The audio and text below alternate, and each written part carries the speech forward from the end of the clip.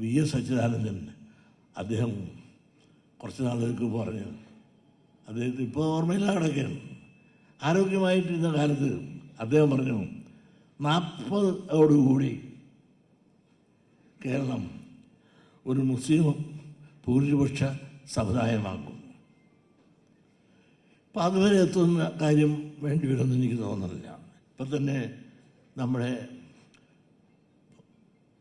നിയോജകമണ്ഡലങ്ങൾ നോക്കിയപ്പോൾ ആലപ്പുഴ 2 കുറഞ്ഞ്, അതായത് പ്രൊഡക്ഷൻ കുറച്ച് സ്ത്രീകളും പുരുഷനും കൂടെ ചേർന്ന്, നമ്മളില്ലേ ഹിന്ദുക്കളല്ലേ, ബോധപൂർവമല്ല, നമ്മളങ്ങോട്ട് പ്രൊഡക്ഷൻ കുറഞ്ഞപ്പോൾ ജനസംഖ്യ കുറഞ്ഞ് 2 സീറ്റ് കുറഞ്ഞു.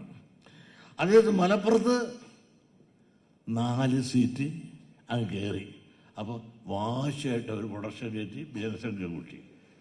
എങ്ങനെ കിടക്കുന്ന കാര്യം കൊണ്ട് പൊന്ന് പെങ്ങന്മാരെ പ്രൊഡക്ഷൻ കുറയ്ക്കല്ലേ, പണി പോക്കാണ്. നമ്മൾ വലിയ ആദർശം പറഞ്ഞ് വെള്ളത്തിലാകുന്ന രീതിയിലാണ് പോകുന്നത്. ഇനി എല്ലാവരായി പോകും.